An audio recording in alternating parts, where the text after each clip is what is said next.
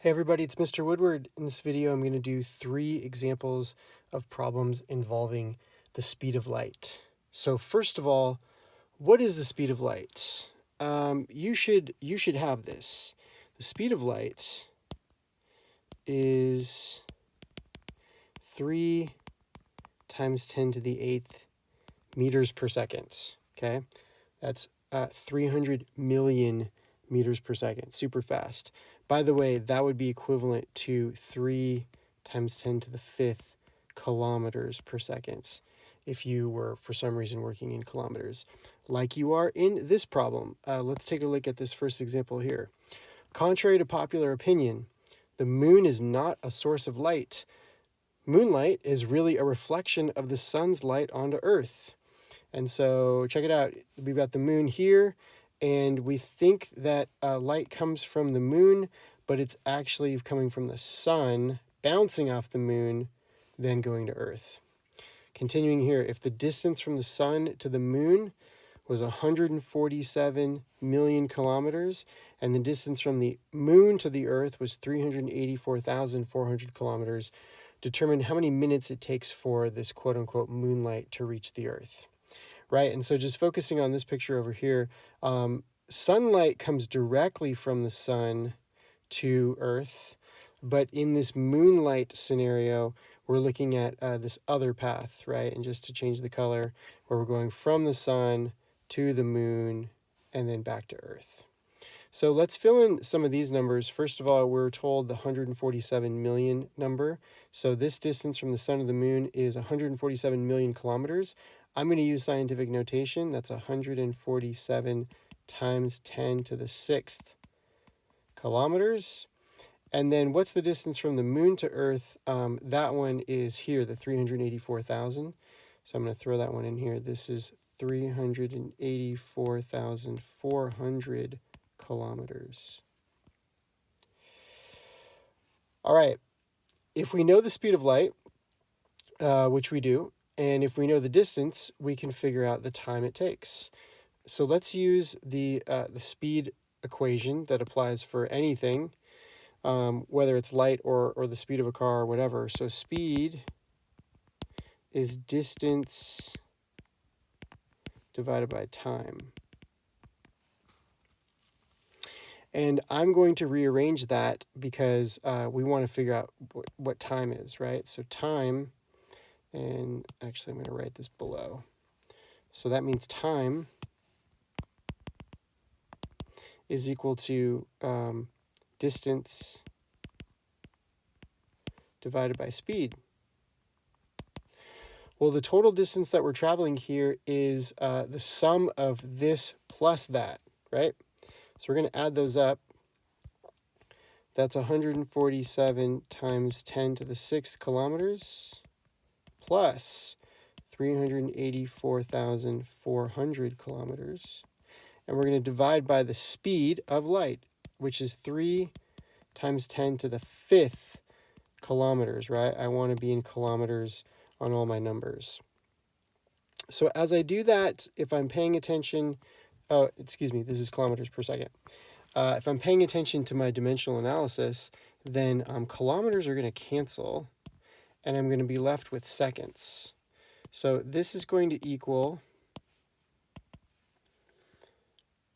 491 seconds. But the question says how many minutes it takes for moonlight to reach Earth. So my last step is to take my 491 seconds and convert it to minutes. So I'm going to use this conversion factor that there are 60 seconds in 1 minute. And this means that I'm looking at 8.18 minutes for light to go from the sun to the moon to Earth. Let's take a look at another example of the speed of light.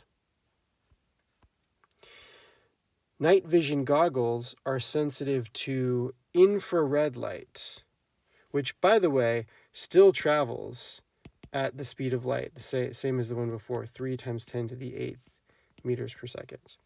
And therefore, these night vision goggles allow people to see in the dark. Calculate the frequency of infrared light that has a wavelength of 800 nanometers. And right away, let's be smart about this. Nanometers are billionths of a meter. So that means we can take the 800 and say times 10 to the minus 9. So in the first example, I just used the definition of speed, that speed is distance divided by time. But in the second one, I'm going to be looking at frequency and wavelength.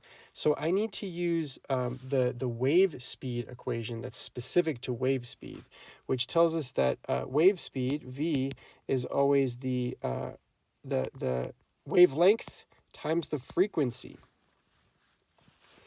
And since I'm calculating frequency, I want to rearrange that to say that frequency is speed divided by wavelength. So what's the wave speed? Well, it's the speed of light, 3 times 10 to the 8th meters per second. What's the wavelength? It's the 800 nanometers. That was this one, right? And so we're just going to use that metric prefix, 800 times 10 to the minus 9 meters. The dimensional analysis tells me that meters are going to cancel out, and I'm going to get units of like 1 over seconds. So specifically, I'm going to get 3.75 times 10 to the 14 something per second. And when we're talking about waves vibrating, it's vibrations per second. And there's really just an easier way to say vibrations per second. It's to use the unit of hertz. So I can replace this whole vibrations per second language and just call it hertz, Hz. All right, moving on to one more example. Example 3. Wi-Fi routers communicate with laptops by using electromagnetic waves with a frequency of 2.4 gigahertz. Again, we have another metric prefix of giga, which means a billion of something. Calculate the wavelength of these waves. So here we go, wave equation again. The speed is the wavelength times the frequency. But rearranging and solving for wavelength means that wavelength is wave speed divided by frequency. And so what's the wave speed? Well, it's still the speed of light, 3 times 10 to the 8th meters per second. And the frequency is 2.4 gigahertz. Giga is billion, so that's times 10 to the 9. So we can write the frequency as 2.4 times 10 to the 9 hertz. And again, hertz means cycles per second or vibrations per second. So, yeah, let me show you that a little bit more clearly here. This is going to be vibrations per second. So doing the dimensional analysis, the seconds are going to cancel.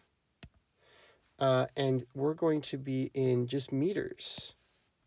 So when we divide these numbers, we get 0.125, and meters per vibration is the definition of a wavelength, right? One wavelength is just the length of one vibrational section of the wave.